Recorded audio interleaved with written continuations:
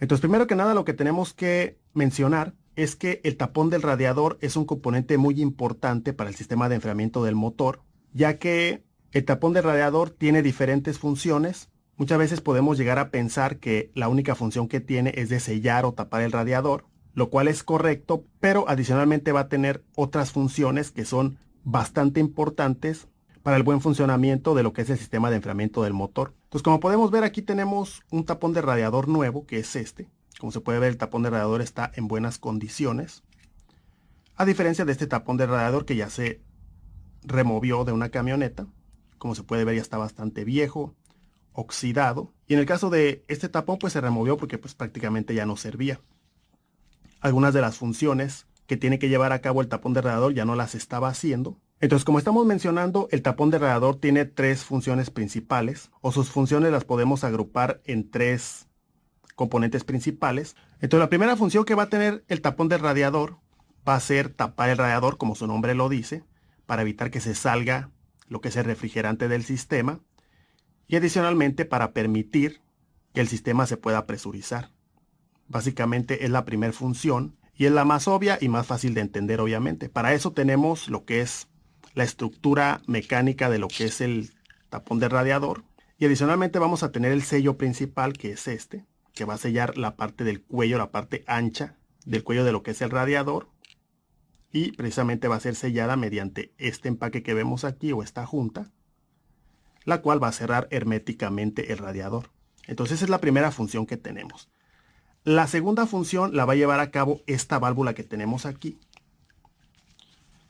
que será la válvula de alivio de presión, que sería este empaque que vemos aquí y el resto del mecanismo de la válvula de alivio de presión, que es esta parte de aquí y el resorte, los cuales tienen una función bastante importante. Y la función que va a tener la válvula de alivio de presión va a ser la siguiente. Primero que nada, lo que va a hacer es que va a sellar la parte más delgada del cuello del radiador para que se pueda generar presión en el sistema. Esto de la presión es muy importante, ya que los sistemas de enfriamiento del motor toman mucha ventaja o aprovechan el factor de la presión para que el refrigerante dentro del sistema suba la temperatura de ebullición, y de esa manera, con un punto de ebullición por encima de lo que se puede tener a temperatura ambiente, el sistema tiene una mucho mayor capacidad de absorción de calor, ya que, como sabemos, los líquidos cuando se someten a presión aumentan su temperatura de ebullición.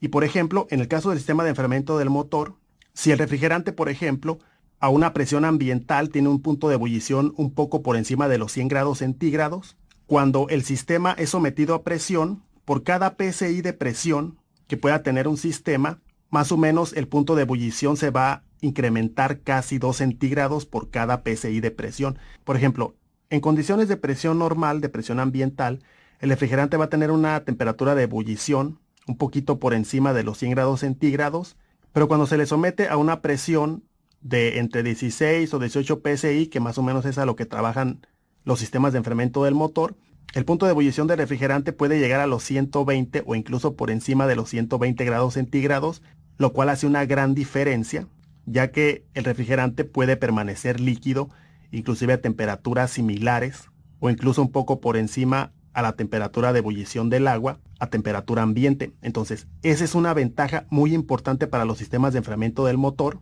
ya que el tema de la presurización ayuda muchísimo a que la capacidad de disipación del sistema en general se incremente bastante y se reduzcan bastante las posibilidades de sobrecalentamiento en el motor. Entonces, esta válvula es muy importante precisamente para que el sistema llegue a la presión especificada. Ahora, estamos hablando de que es muy importante que el sistema llegue a la presión especificada. A medida que el sistema se va calentando, la presión se va incrementando, el refrigerante se empieza a expandir por la temperatura.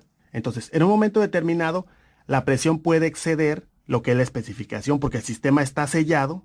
Entonces, el exceso de presión tiene que salir por alguna parte. Y precisamente para eso está esta válvula también, que cuando llega a la presión especificada, la válvula tiene que permitir el paso de refrigerante. Por eso tenemos ese resorte ahí que está calibrado a una presión específica. Entonces se va a retraer la válvula y va a dejar pasar el exceso de presión a lo que es el tanque de recuperación a través de esta manguera que vemos aquí.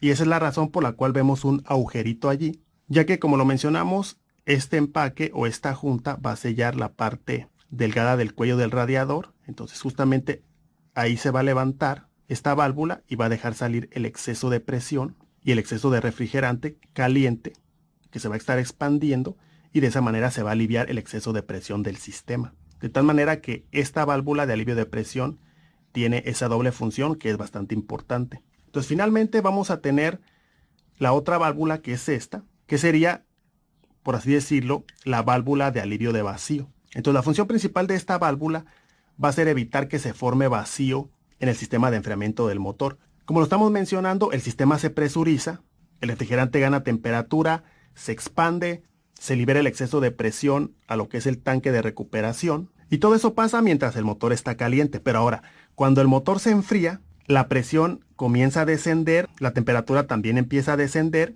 y a medida que desciende la temperatura y la presión en el sistema, se empieza a generar un vacío. Entonces, cuando se empieza a generar ese vacío, esta válvula lo que va a hacer es que va a abrir de esta manera.